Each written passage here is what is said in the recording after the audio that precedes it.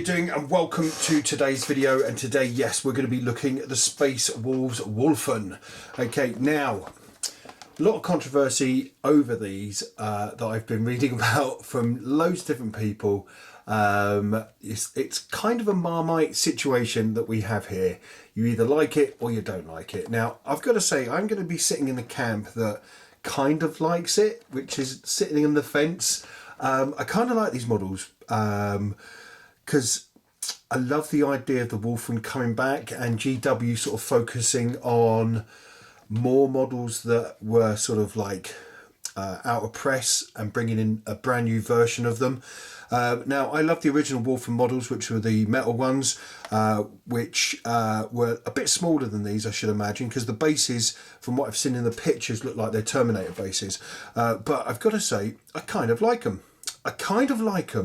And having the Wulfen coming back, for me, kind of signals that there's going to be quite a big upheaval in 40k. Because the legends and the stories were, when the Wulfen came back, it would be coming back for the kind of like the 40k version of End Times, which could see maybe the Primarchs coming into 40k. Who knows? I mean, that's just a theory. But let's have a look at these guys. So we've got the Wulfen here. Now you get 5 in a packet. You get to do 2 variations from what I know of, from what I've seen online. And I've got to say, I'm excited about seeing these. So let's turn this around and have a look in the inside or the outside package. Okay, so you get a close-up description of what we've got here. We've got like the Thunderhammer, Storm Shield, the Great Frost Axe, Frost Claws as well. Now, I know you can arm them up with all Frost Claws, so that's kind of exciting. And you can also put on an auto launcher on the top there as well, which kind of looks pretty cool. Now, from what I know of the Wulfen, from listening to the stories, it's basically when the gene seed just starts, or the helix canis or whatever it's called, mutates them into full-blown Wulfen, basically a werewolf, giant sort of like 13-foot werewolves, which is kind of exciting for me because I kind of love the idea of this. Now, from what I know of, you can have groups of 10, but imagine if they bring these into the Heresy and they allow you to field a unit of 20. I'm kind of thinking these are going to be a specialist unit if they ever release them for the Heresy, and I kind of think that we'll be restricted to 10, and who knows, Forge World may even do some add-ons for these. You never know, because they tend to do that sort of stuff. So why don't we open these up and have a good look, and I'll see you in a second. Howdy guys, and welcome back. Okay, so what do we get in the box? Well, we get a set of 5 Terminator bases. So that says to me straight away these things are going to be bulky, which is kind of cool because we kind of expected that. You also get a destruction sheet, which has a very highly detailed system of how to put things together. And they always do. I've not seen any of their instruction sheets lately that don't have the highly detailed diagrams and stuff like that. Absolutely brilliant. And there's some astonishing figures as well, and natural dramatic posing as well, which I kind of like because I'm all for that. I do like that sort of stuff. And on the back, again, you have the information which you would normally have inside the books, which I kind of like that they're starting to do that, and we've seen it more and more as they've progressed. We saw it with the Knights, and it's starting to spin off with all their new products, and probably with a lot of the other products as well, which I haven't seen yet. But you get the information for putting them together and the points cost, so straight away you can build a unit just based on what you have here. Their special rules for acute senses: they shall know no fear, bulky, which I kind of thought it would be, counter-attack, Curse of the Wulfen, feel no pain and rage. But they also get 2 special rules, which are bounding lope. This unit can run and charge at the same turn and can re-roll failed charge rolls, which makes them exceptionally devastating in hand-to-hand, especially when it comes to the charge. And considering that the basic has 3 attacks and the pack leader gets 4, and they've got a saving throw of 4+, that's kind of cool. Weapon skill 4 and 4, ballistic 2, which we imagined it would be.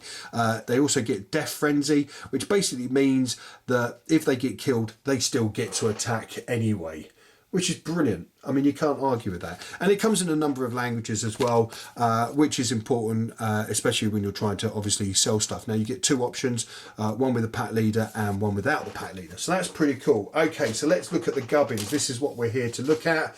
So what have we got in front of us? Well, we have the first sprue. Now that comes with 1, 2, 3, 4, 5 shields. You get 2 sets of hands from what I can see in there. There's also a number of heads, 1, 2, and I think there's 3 heads just on this one sprue. So straight away we've got some options there, which is really, really cool. And I kind of like the idea of, if I'm going to do these, I want them to look as savage as possible, and I probably won't give them any weapons and just make out that the frost claws, I think they give you rending anyway. So I'm just going to use the hands, the claws on the actual models itself as those, because I want them to look as savage and as wild as possible with less kit on top of them, if that makes any sense. The breastplates and the armour is so beautifully engraved and cast up. There's loads of detail just in there. The thunder hammers, the frost axes, again, all really highly detailed, but you've come to expect that from GW. I mean, the guys that do, you know, the sculpting and stuff like that, design side of it on the computers, have really managed to get some really highly detailed figures, especially for you know, the plastic presses and stuff like that, to create these amazing sprues. Okay, so it comes with a different number of shoulder pads, backpacks as well. Again, it's the front body clips to the back of the plastic body, which we see in most Space Marines. We get that all the time, which is absolutely brilliant. So it's nice to see that still being followed through. And you've got some really lovely designs on there as well. And the legs are easy to cut and repose. So we're going to be playing around with that at some point. Okay, let's move on to the next sprue. Okay, so we have here the next sprue. Again, it comes with 1, 2, 3, possibly 4 heads on there from what I can see, just having a quick look. It comes with hands as well, some legging plates and extras that you can add on, along with the launchers and stuff like that. Again, it comes with backpacks, and we're starting to see the little extras that we see on a lot of the other sprues being represented in here as well, like the little frost fang blades and stuff like that, and the little Terminator and honours and stuff like that we see on a lot of the other sprues. But the nice thing about it is we're not getting any decals in this box set, but everything's cast into the shoulder pads. Now, I'm not a big fan of that. I don't mind it, it's there, but I kind of like using decals instead of it cast into the actual model. It just means I've then got to make sure that my painting's that perfect that I don't go over the lines. But it looks exceptional. There's nothing wrong with this at all. These are beautifully cast up, beautifully made, and I've got to say, I'm very impressed bits and pieces here, especially for conversions and for constructing your own Wulfen. Okay, so the next one. Again, we got a number of heads. 1, 2, 3. I'm seeing 3 heads, maybe 4 heads there. Again, we're seeing the hands, the blades. We're seeing the Frostfang lightning claw type things, the axes. I mean, it's a whole host of beautiful bits and pieces that you can see here. I mean, this double-handed axe is, or double-headed axe top is just amazing. I mean, if you could lose the fingers off that and redo that, that would be an amazing piece for a Terminator.